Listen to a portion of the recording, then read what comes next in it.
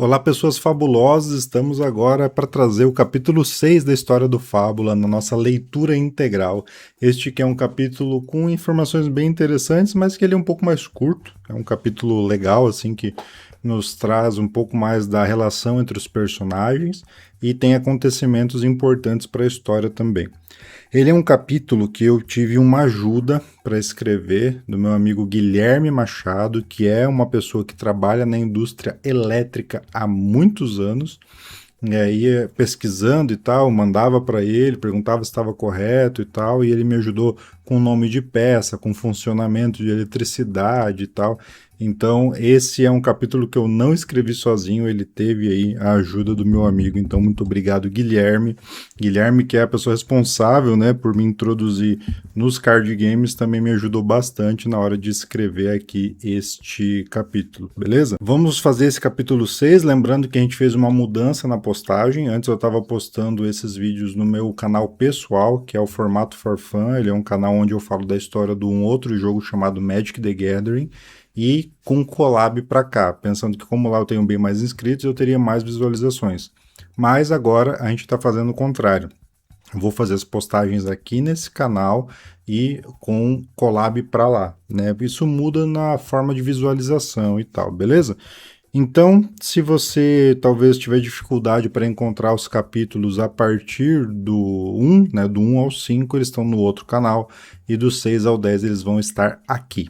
Mas ambos vão estar todos numa playlist só, que é a playlist de lore do Fábula TCG, beleza?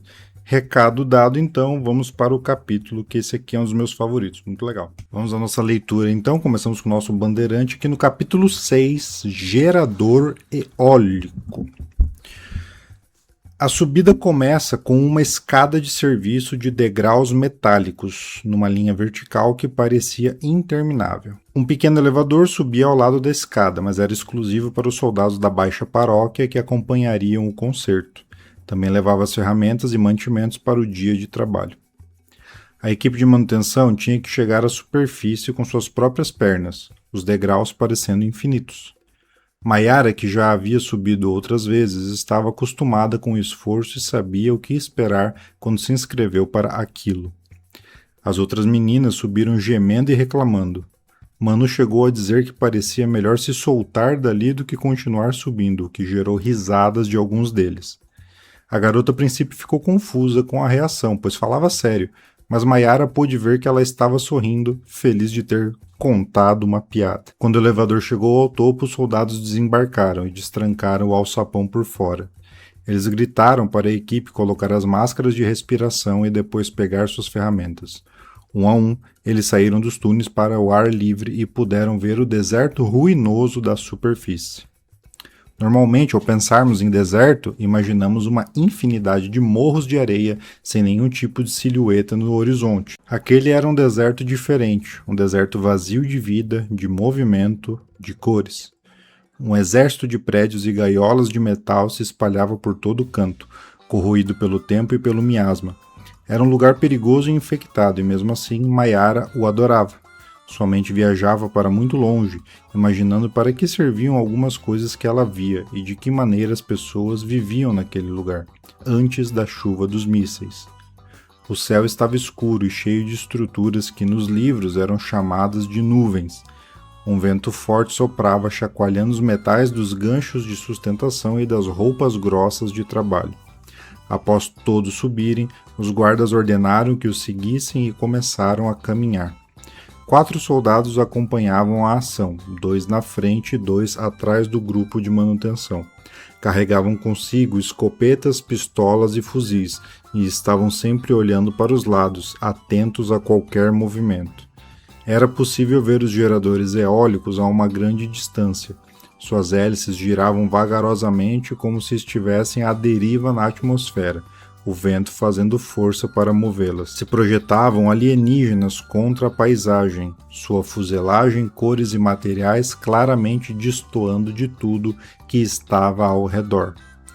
Não é que tinha projeção de alienígenas, não é que as pás, né, os geradores eólicos eram alienígenas em relação àquela paisagem, pareciam deslocados, né? Ninguém sabia quando eles foram construídos. Esse tipo de informação histórica não circulava pelos túneis e tanto a igreja quanto os soldados nunca falavam nada, se é que sabiam de algo.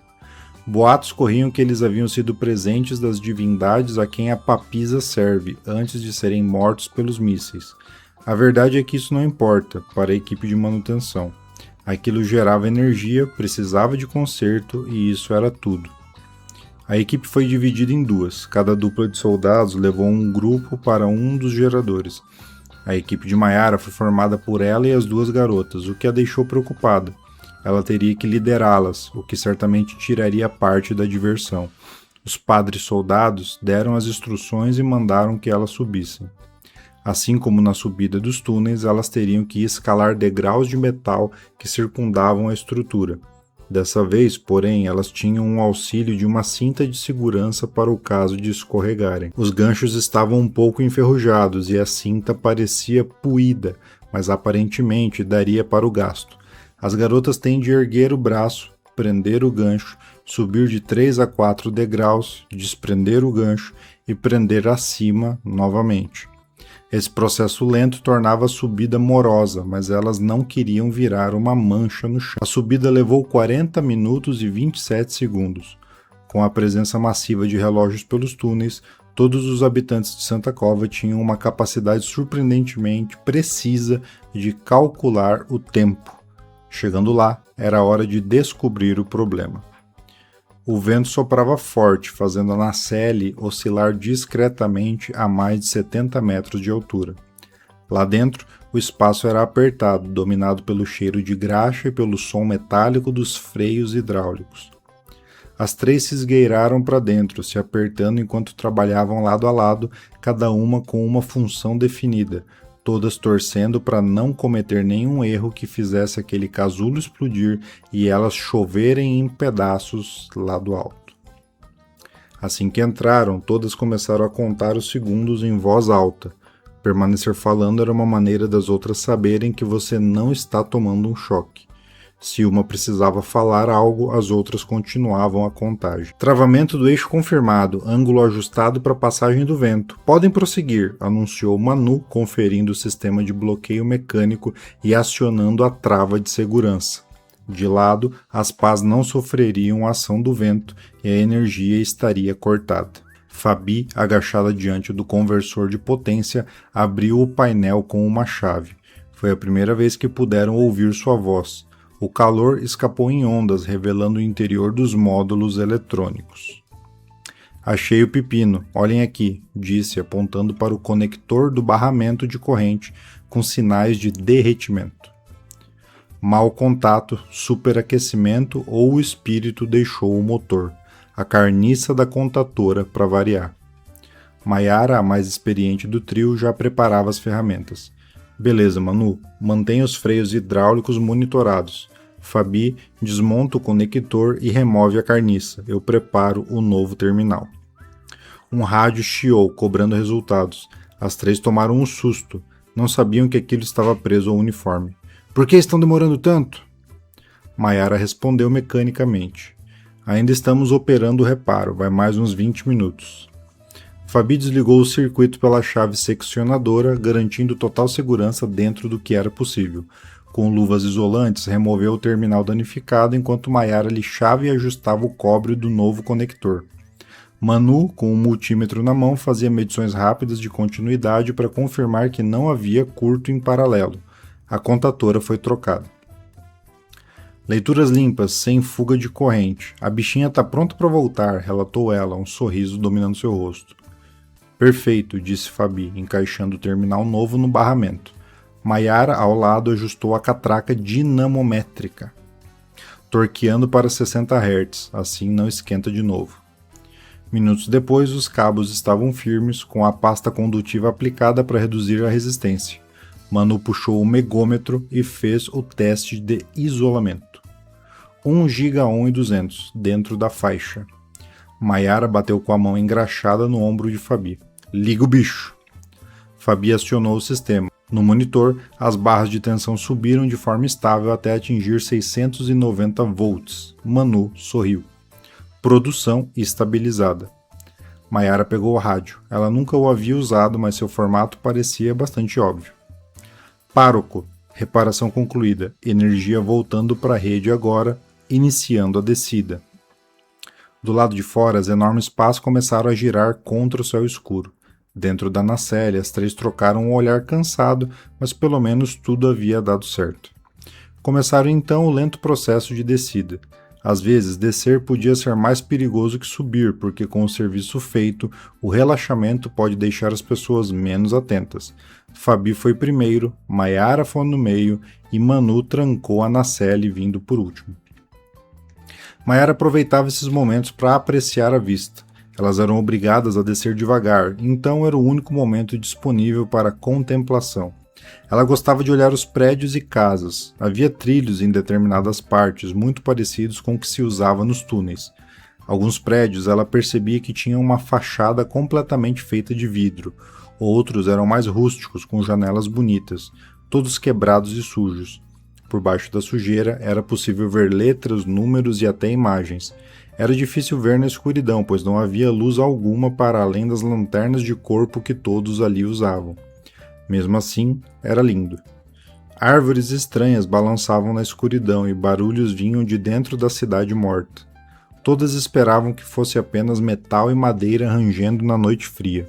E tinha alguns poucos lugares, que ninguém ousava olhar. Perto de algumas portas muito grandes que davam para antigas escadarias lacradas que levavam ao subterrâneo, havia uma massa disforme e pontilhada, que de longe parecia ser uma espécie de pano cobrindo de branco a sujeira escura das construções. Mas se você tivesse um olhar bom e acertasse bem os olhos, poderia ver que aquilo era uma montanha de ossos humanos, empilhados uns sobre os outros, ainda em posição de desespero, súplica e sufocamento. Era uma visão proibida. Ninguém que subia até a superfície tinha coragem de olhar para lá, e só de resvalar o olhar por acidente já faria o observador dormir mal por uma semana inteira. Mayara não desviava o olhar. Ela sempre observava.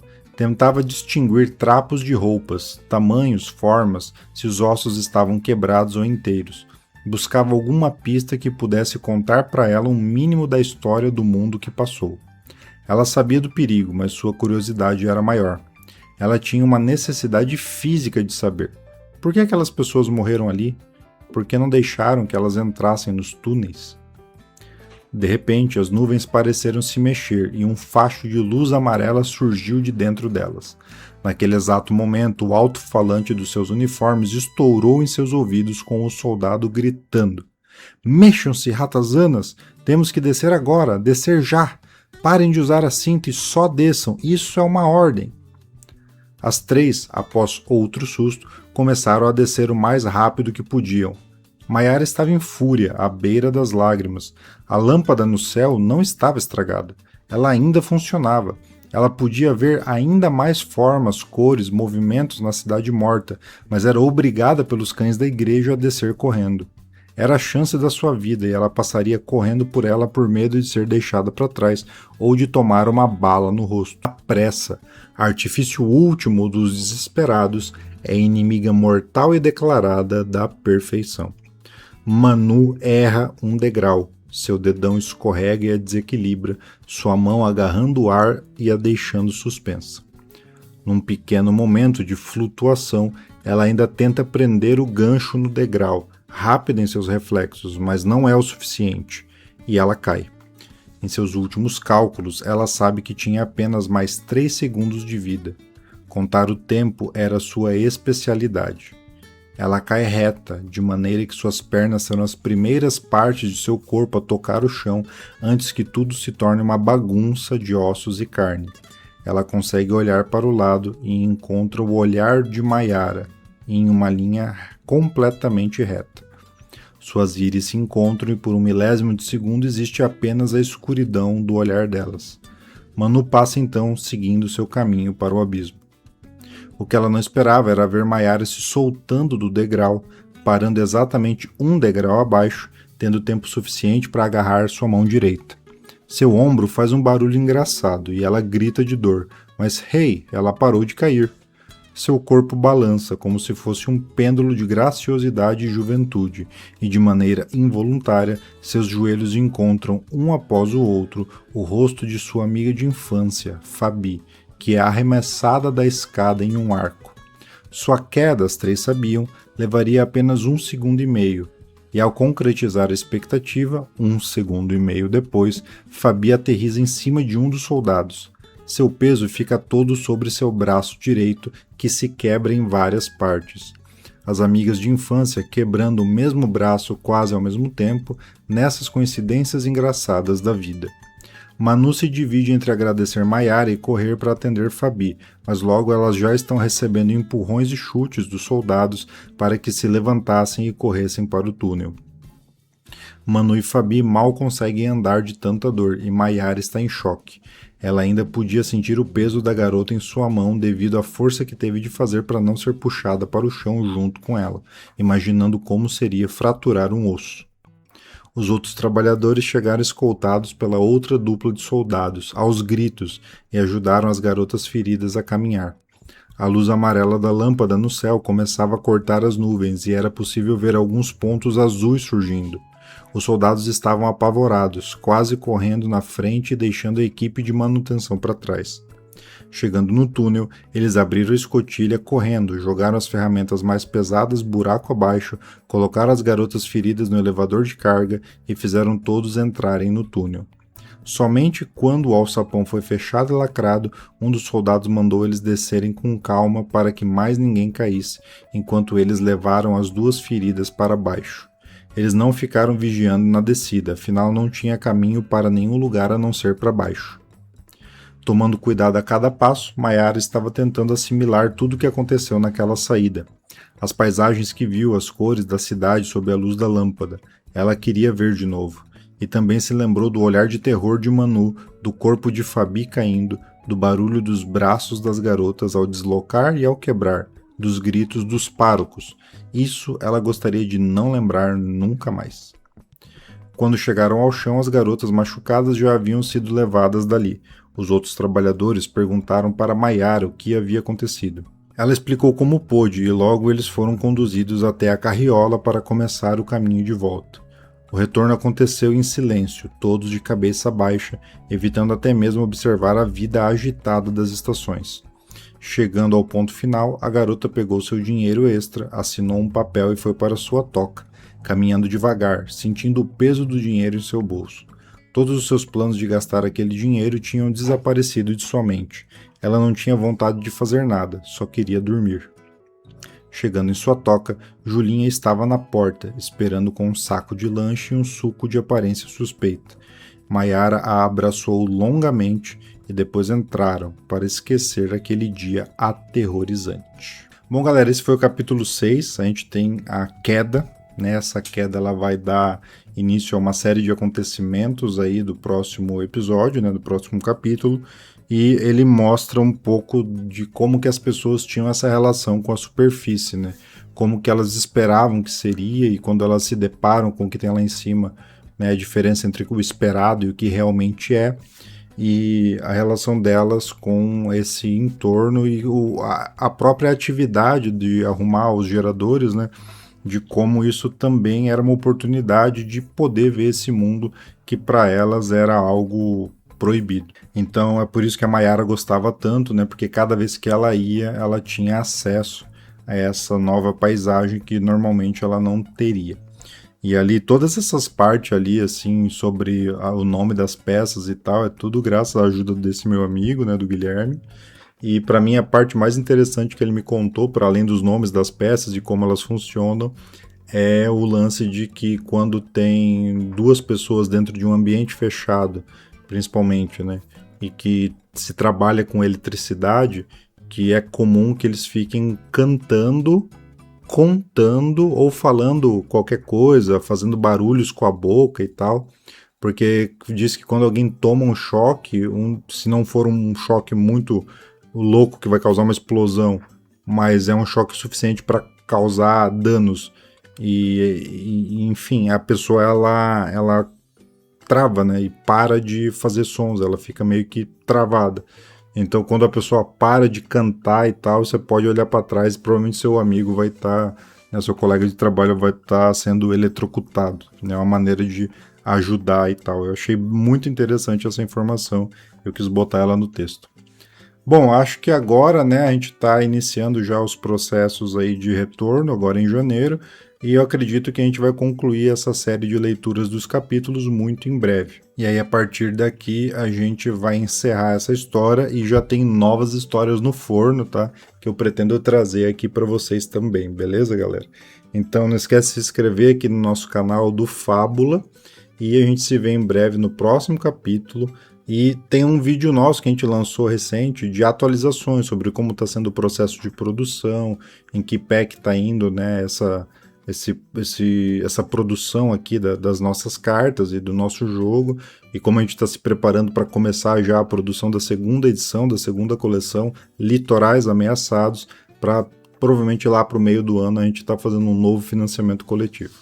Muito obrigado por terem assistido até aqui, a gente agradece demais a presença de vocês aqui na nossa casinha, aqui no nosso cafofo, e a gente espera vocês no próximo vídeo. Valeu, galera!